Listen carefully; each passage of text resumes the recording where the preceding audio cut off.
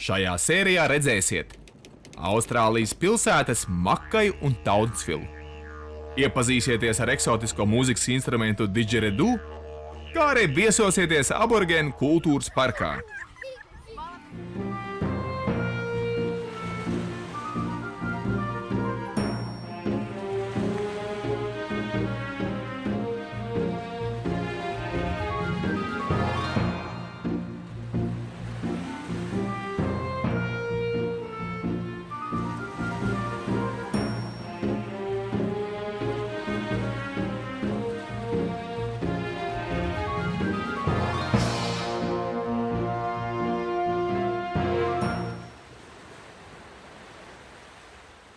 Jahta Milda atstāja Jaunkaledoniju un devās uz Austrāliju. Līdz nākamajai pieturvietai, Makajas pilsētai, bija jānoburā 1026 jūras jūdzes.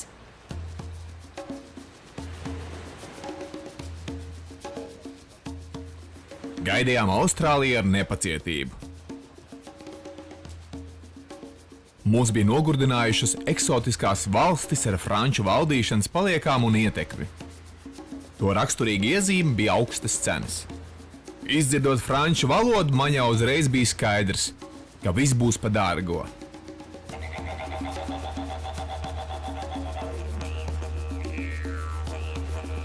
Pēc 8 dienām Mildas komanda ieraudzīja Austrālijas krastus.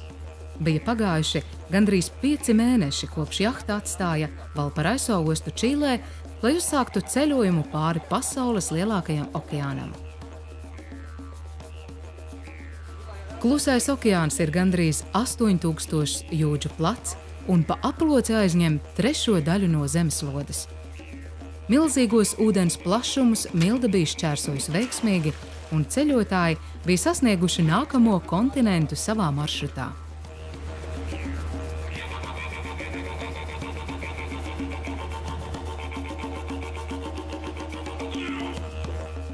Makaja bija omulīga pilsētiņa, līdzīgs redzēts amerikāņu western filmās. 2 stāvu namiņi izbūvēti taisnās līnijās.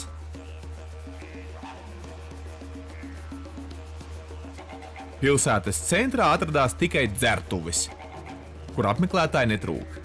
Tā vien likās, ka visa pilsēta dzīvo mēreni iereibusi.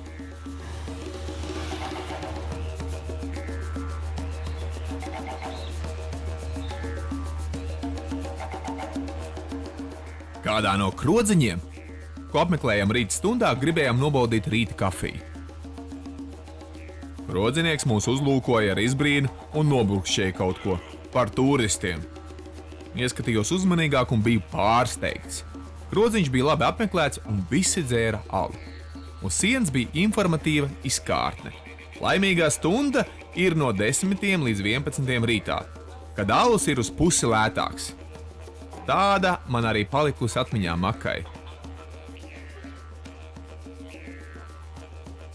Bet cilvēki Austrālijā tiešām likās lustīgi.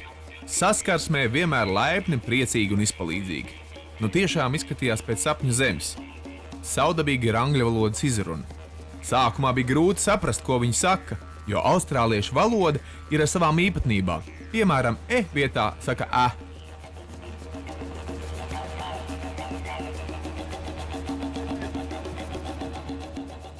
Austrālijas kontinents ir vismazākais kontinents pasaulē. Tā platība ir aptuveni 7,6 miljoni kvadrātkilometru. Savukārt Austrālijas valsts ir 6. lielākā valsts pasaulē. Tas sastāvā ietilpst arī Tasmanija un citas mazākas salas kontinentu piekrastē un Klusajā okeānā. Austrālijai ir vairākas ārējās teritorijas, gan apdzīvotas, gan neapdzīvotas.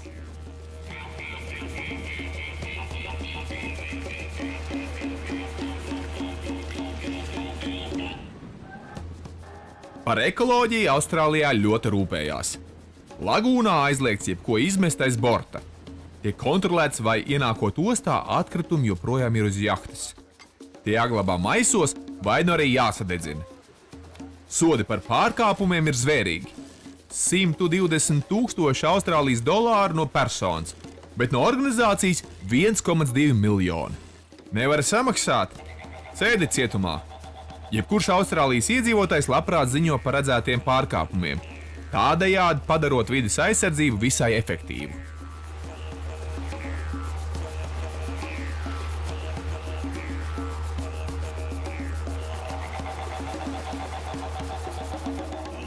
Airlie Beach ir maza pilsētiņa ar tikai dažiem tūkstošiem iedzīvotāju, taču to pazīst vairums turistu, kas ierodas Austrālijā lielā barjeru rifa pasaulē garākās koraļu rifu virknes brīnumainās zemūdens dzīves vilināt. Daudzi no šejienes dodas uz vasaras svētku salām, lai baudītu to tropisko klimatu un balto smilšu pludmales.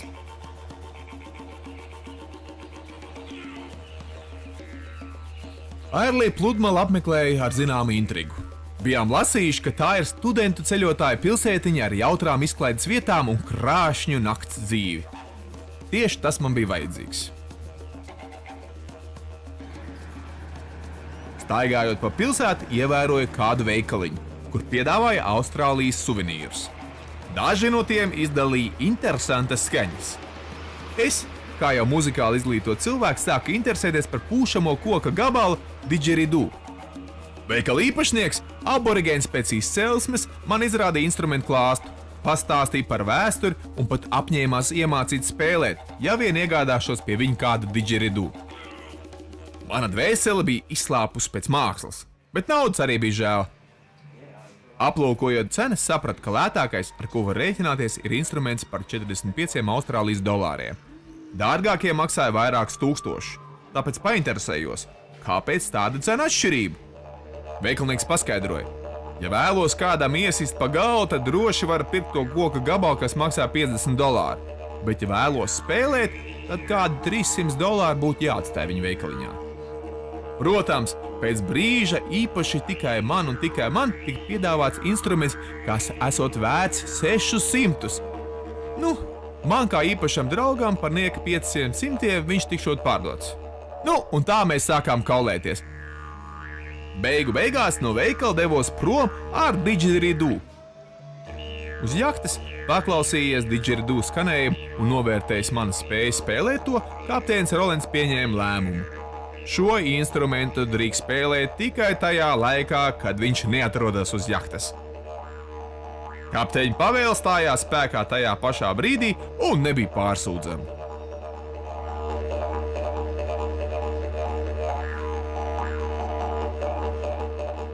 Didžeridu ir cilindra vai konusa veida 1 līdz 2 metrus gara koka taure. Austrālijas aborigēnu valodās šim instrumentam ir dažādi nosaukumi, bet vārds didžeridu ir rietumnieku ieviests. Iespējams, ka tas radies atdarinot šīs tauras skanējumu. Uzskata arī, ka didžeridu ir senākais pūšamais instruments pasaulē. Tomēr drošu liecību par tā rašanās laiku nav. Ziemeļaustrālijas klinšu zīmējumu izpēte mudina domāt, ka Kakadu reģiona aborigēnu tautas izmantojušas didžeridu jau pirms 1500 gadiem. Didžeridu bijusi būtiska loma reliģiskajās ceremonijās. Tā skanējums pavadījis dziedātājus un dejotājus, citkārt tas spēlēts kā solo instruments vienkārši izklaidei, un šādos gadījumos spēlētājs varējušas būt arī sievietes, kas formālu ceremoniju laikā drīkstējušas tikai dejot. Bieži didžeridu mūzikai uzveda ritmu, fonā sitot īpašas noiņas bilma.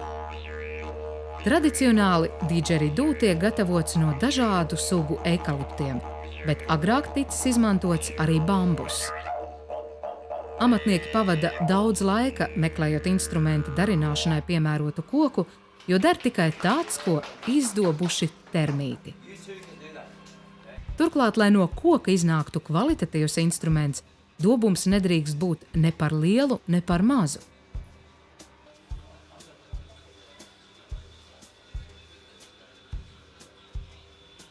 Svarīgs ir arī koka garums, jo tas garāks, jo zemāka toņa skaņa būs didžeridu.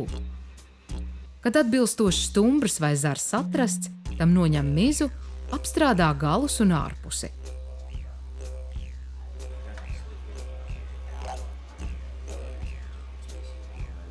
Pabeigtu instrumentu var vēl nokrāsot un tā iemutim uzklāt bišu vasku. Spēlējot didžeridū tiek izmantota sevišķa elpošanas tehnika. Gaiss tiek ievilkts caur degunu tā, lai vaigi uzpūstos un darbotos līdzīgi plēšām. Izpūšot gaisu caur muti taurē, vienlaikus nemitīgi tiek papildināts gaisa krājums vaigos. Prasmīgs spēlētājs var šādi uzturēt nepārtrauktu skanējumu tik ilgi, cik vien vēlas. Turklāt līdztekus pūšanai izpildītājs iemanās caur didžeridū arī dziedāt, un tādējādi instruments darbojas vēl kā balss pastiprinātājs.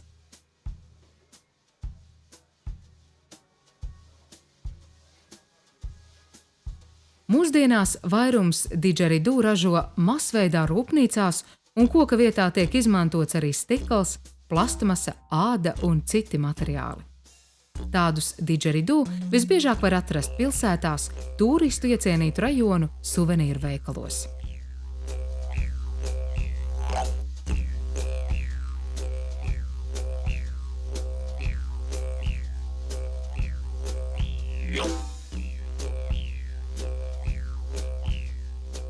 Austrālijā ir vairāk nekā 20 miljoni iedzīvotāju, un tā ir viena no retāk un nevienmērīgāk apdzīvotajām valstīm pasaulē.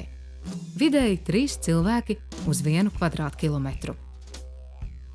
Visbelīgāk apdzīvotas ir kontinenta austrumu puses piekrastes zonas, kur atrodas vairums Austrālijas lielāko pilsētu. Vismazāk iedzīvotāji ir valsts vidienē, kur plešas tuksneši un valda neciešams karstums.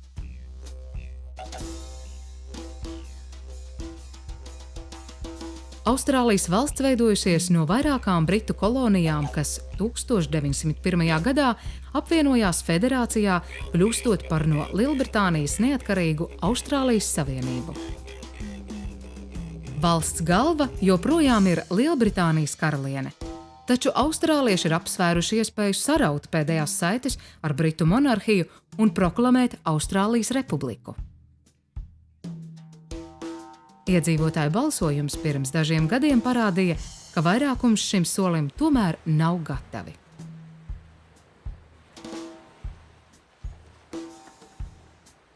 Nākamā jahtas smilda pieturvieta Austrālijā bija Townsvilla.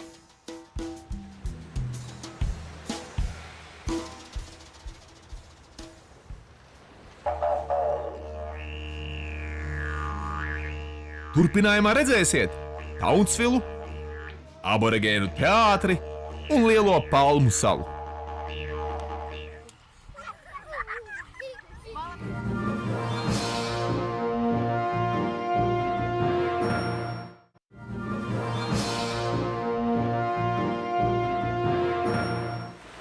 No Makajas līdz Townsvillai jahta Milda burāja 229 jūras jūdzes.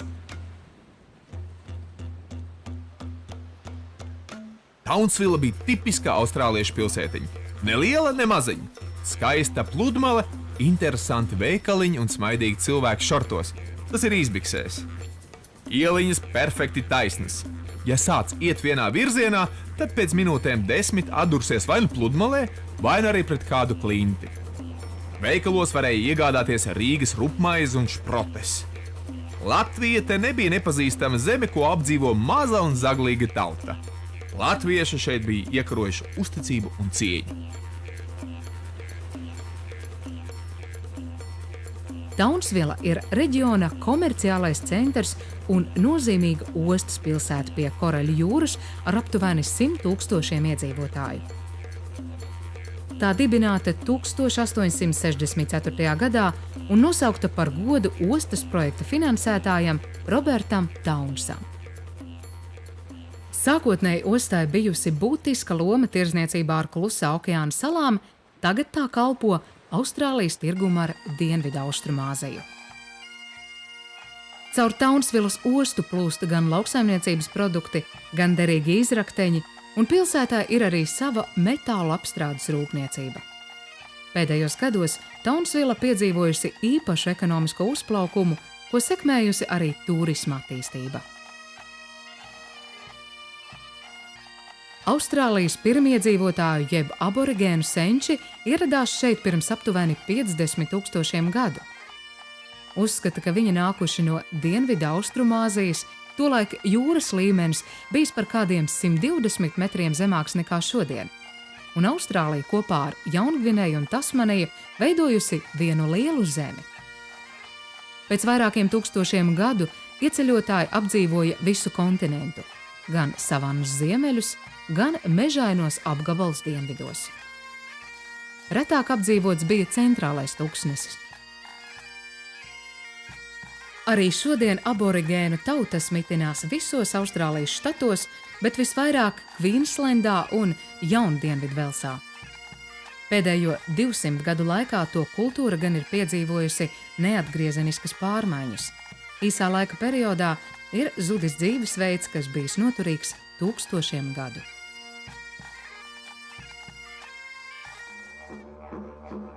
Iztaigājuši pilsētiņu krustām šķērsām, nolēmām apmeklēt Tjapukai aborigēnu teātra uzvedumu, kurā attēlots, kā agrāk dzīvoja kontinenta pirmiedzīvotāji. Zināšanas par to, kā aborigēnu tautas dzīvoja pirms 18. gadsimta, ir gūtas galvenokārt no eiropiešu novērojumiem. Kad eiropieši šeit ieradās, viņi sastapa nevis vienu, bet daudzas un ļoti dažādas aborigēnu grupas. Pastāvēja vairāk nekā 200 atšķirīgas valodas un vēl vairāk dialektu. Tā kā aborigēnu tautas dzīvoja šķirti no citām pasaules tautām desmitiem tūkstošu gadu, lingvisti nespēja rekonstruēt to valodu saiknes ar citām valodām ārpus Austrālijas. Tomēr tās nedzīvoja šķirti cita no citas un savstarpēji sazinājās, tādēļ cilvēki prata vairākas valodas. Atšķirības bija arī kultūras un sociālajā organizācijā. Katrā reģionā mūzika, dejas, māksla, ceremonijas un radniecības sistēmas bija citas. Katra grupa bija savā veidā piemērojusies vides apstākļiem, kuros dzīvoja, un uzsvēra savu atšķirīgo identitāti. Vēl šodien pastāv reģionālas atšķirības, un aborigēni neveido vienu homogēnu sabiedrību. Taču netrūkst arī līdzību starp aborigēnu tautām, jo tās mēdz satikties kopīgās ceremonijās, tirgoties un apmainīties dziesmām un mītiem. 2001. gada tautas skaitīšanas rezultāti liecina, ka Austrālijā ir aptuveni 400 000 aborigēnu iedzīvotāju. Par to, kāds bijis Austrālijas pirmiedzīvotāju skaits 1788. gadā, kad šeit tika izveidotas pirmās eiropiešu apmetnes, pastāv atšķirīgi viedokļi. Skaitļi variējas no 300 000 līdz vairāk nekā 1 miljona. Tolaik aborigēnu tautas dzīvoja mazās ģimeņu grupās un pārtika medījot, zvejojot un vācot dažādus augus. Tās nenodarbojās ar dārzkopību un barības meklējumos pastāvīgi pārvietojās. Līdzīgi mednieku un vācēju tautām citur pasaulē, Austrālijas pirmiedzīvotāji ļoti labi pārzināja vidi, kurā dzīvoja. Viņiem bija izveidojusies dziļa, intīma saikne ar dabu un zemi, un šī tuvība dabas pasaulē atspoguļojas visā aborigēnu kultūrā. Zināšanas par vietējiem augiem un dzīvniekiem ļāva viņiem izdzīvot apstākļos, kas eiropiešiem bija pārāk skarbi un nepanesami.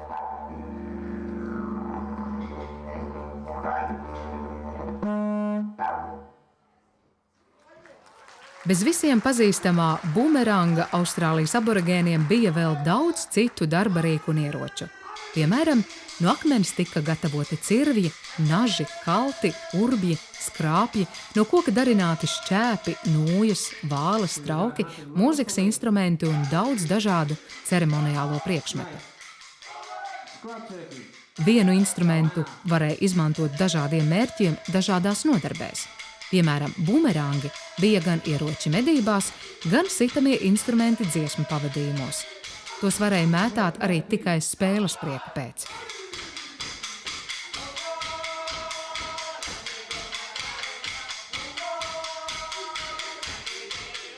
Lielākoties Austrālijas pirmiedzīvotāji staigāja kaili.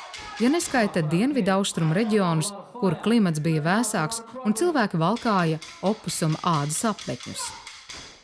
Apģērba vietā viņi nesāja dažādas rotājumus – roku un galvas apsējus, karuļus, rokas sprādzes, darinātus no gliemežvākiem augu šķiedrām, kauliem, dzīvnieku zobiem un nagiem, spalvām un vilnas.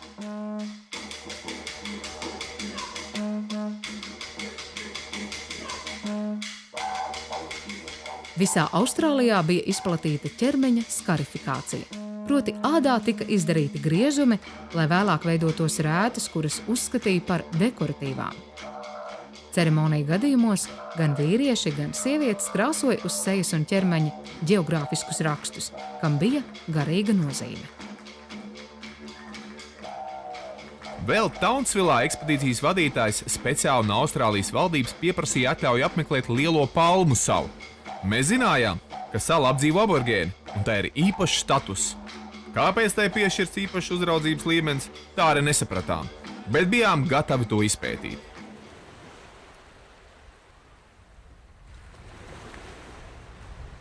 Palmu sala ir 64 kvadrātkilometrus liela, un tajā mīt ap 2000 iedzīvotāju. Salas burvīgo pludmaļu un mežiem apaugušo kalnu dēļ to devē par klasisku tropu paradīzi. Tomēr reti kurš uzdrošināsies apgalvot, ka pēc eiropiešu ierašanās salas iemītnieku dzīve līdzinājusies atpūtai Ēdenē.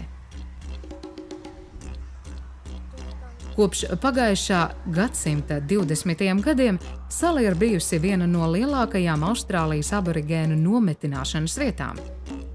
Aptuveni 40 gadus valdība šurp sūtījusi iezemiešus, kura uzvedība tikusi vērtēta kā sociāli nepieņemama vai pat bīstama. Lai nolemtu cilvēku izolēšanai uz šīs salas, pietika ar to, ka viņu apsūdzēja nemieru celšanā. Ja tā bija sieviete, viņas vaina varēja būt bērns no baltā vīrieša. Arī aborigēni ar jauktām asinīm bija izolējami. Jau izkāpjot krastā, mūs nointervēja policists, kurš pārbaudīja vietējā pašvaldībā, vai mūsu atļauja filmēt un apmeklēt salu ir legāli. Tad atvainojās un ieteica nenogriezties no ceļa. Automašīnas šeit izskatījās briesmīgas. Tām nebija priekšējo vējstiklu, telefona būdiņās bija norautas klausulas, viss nolaists un izdemolēts. Laikam jau salas vizuālais izskats bija tas, ko austrāliešu valdība mēģināja noslēpt. Kad aborigēni bija pārvietoti uz Palmu salu, visi bērni tika šķirti no saviem vecākiem. Tiem aizliedza runāt savā valodā un apmeklēt vietas, kur dzīvoja baltie. Diskriminējošu ierobežojumu Palmu salā bija tik daudz, ka tad, kad aborigēniem tika atļauts lietot alkoholu, apreibināšanās daudziem kļuva par iespēju kaut uz mirkli izbēgt no šīs visaptverošās kontroles. Taču alkohols ļāva izlausties ārpusē arī nesaskaņām un konfliktiem. Vardarbība vērsās gan pret baltajiem, gan arī pret citiem aborigēniem. Jo salā bija spiesti dzīvot kopā ļaudis no ļoti atšķirīgām ciltīm, kurus nevienoja nedz valoda, nedz asins radniecība, nedz teritoriālā izcelsme. Pasaules uzmanību Palmu salai pievērsa Ginesa rekordu grāmatas 99. gada izdevums, kur tā bija nodēvēta par visbīstamāko vietu uz Zemes ārpus kara darbības zonas. Tika atklāta šokējoša slepkavību, īsā dzīves ilguma un pašnāvību statistika, ko gan štata valdība un policijas pilnvarotie tūlīt apstrīdēja. Tomēr arī netika noliegts, ka vardarbība Palmu salā pastāv. Gadsimtiem eiropiešu izcelsmes austrālieši ir dzīvojuši, izmantojot Austrālijas bagātības un apspiežot pirmiedzīvotājus. Tagad valsts ir atcerējusies par aborigēniem. Mēģina kompensēt pārdarījumus, izsniedzot viņiem pabalstus, atdodot zemes daļu. Bet varbūt jau ir par vēlu. Ceļojuma laikā redzēja tikai kādus 10 cienījami izskata aborigēnus. Lielākā daļa ubagoja, vai nu bija dzēruma stāvoklī. Jācer, ka mani novērojumi atklāja tikai daļu no kopienas, un ar laiku šajā skaistajā kontinentā viss būs kārtībā.